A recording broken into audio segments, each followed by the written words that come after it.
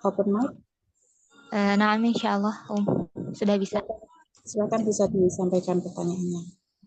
Bismillah. Assalamualaikum warahmatullahi wabarakatuh. Ustadz, Afwan, izin bertanya, bagaimana cara memotivasi diri dengan mungkin keadaan ekonomi yang secara ya kehidupan kurang gitu Ustadz. Terkadang juga kan kalau misalnya ekonomi kurang menjadi penyebab futurnya iman gitu. Jadi mohon motivasi dan juga mungkin beberapa tips untuk mengatasi hal tersebut. Terima kasih Ustadz. Jazakallahu khairan wa barakallahu fiik. Assalamualaikum warahmatullahi wabarakatuh. Waalaikumsalam warahmatullahi wabarakatuh. Baik, salah satu amal yang bisa membuka pintu-pintu rezeki itu salah satunya adalah silaturahim. Ya, silaturahmi itu memperpanjang usia dan juga menambah rezeki. Maka oleh karena itu di zaman yang serba mudah seperti ini, usahakan kita banyak-banyak menyapa orang. Maksudnya menyapa orang di sini, sapalah teman-teman yang sudah lama tidak kita sapa. Kemudian mungkin bisa diagendakan setiap hari menyapa umahat yang lain, bertanya kabar. Kemudian mungkin Assalamualaikum, Waalaikumsalam, apa kabar Umi? Sehat, sehat, Alhamdulillah. Sibuk apa ini Umi? Oh, saya sedang sibuk ini misalnya. Nah, ketika kita sapa, kemudian orang juga akan menyapa kita, juga akan bertanya kabar kita. Ya. Kemudian kita buka obrolan, misalnya mungkin ada peluang usaha Umi yang saya bisa ikut gabung gitu ya. Kemudian nanti dari sekian banyak tawaran-tawaran itu coba kita pilih, coba kita pilih. Ya, kira-kira yang cocok sama kita apa? Misalnya kita pribadi yang bukan seorang marketer ya, bukan seorang yang pinter menawarkan ya.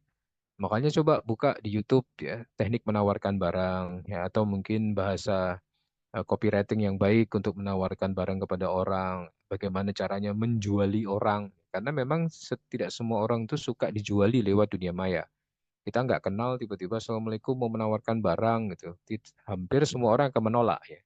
Tapi kalau kita itu by needs ya apa namanya? By kebutuhan, misalnya ibu bisa bikin grup WA judulnya misalnya kesehatan lansia misalnya kesehatan lansia. Dikumpulkan aja teman-teman yang usianya sudah 50 ke atas atau mungkin ibunya teman-teman atau teman-teman yang punya ibu usia segitu, kemudian di grup itu dikasih artikel-artikel kesehatan, bagaimana menjaga gula darah, bagaimana menjaga tensi, bagaimana menjaga ginjal tetap baik, olahraga apa yang disarankan, makanan-makanan apa, sayuran apa, buah apa yang tidak boleh. Nanti edukasi di situ. Nah, orang orang mendapat manfaat di situ. Nah, orang mendapat manfaat diagendakan. Nah, diselingi sesekali ibu-ibu mungkin ini bermanfaat. Ada satu produk yang bisa membantu kita menjaga gula darah, namanya produk ini.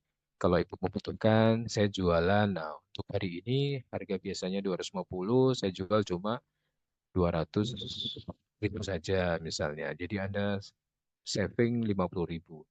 Nah, orang itu suka membeli kalau ada diskonnya, ya, kalau ada potongannya.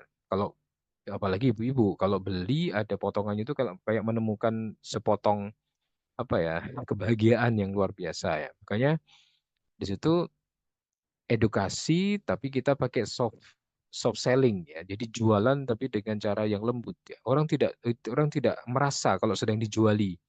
Orang tidak merasa kalau sedang ditawari produk gitu karena dia mendapatkan efek positif dari pendidikan-pendidikan kesehatan tersebut, maka akhirnya dia bisa mendapatkan produk itu. Kemudian yang kedua, coba cari produk-produk yang memang daily needs ya, setiap hari kebutuhan. Cuma kalau setiap hari kebutuhan ini margin kita nggak bisa tinggi ya, karena kita bersaing dengan yang lain. Beras, telur, kemudian gula, itu pasti semua orang butuh. Hanya saja memang tinggal kita berani nggak menurunkan margin kita.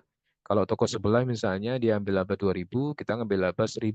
Oh ternyata toko sebelah ngambil laba 1.000, ya kita ngambil laba 500. Kita nyari kolamnya, nyari pelanggannya.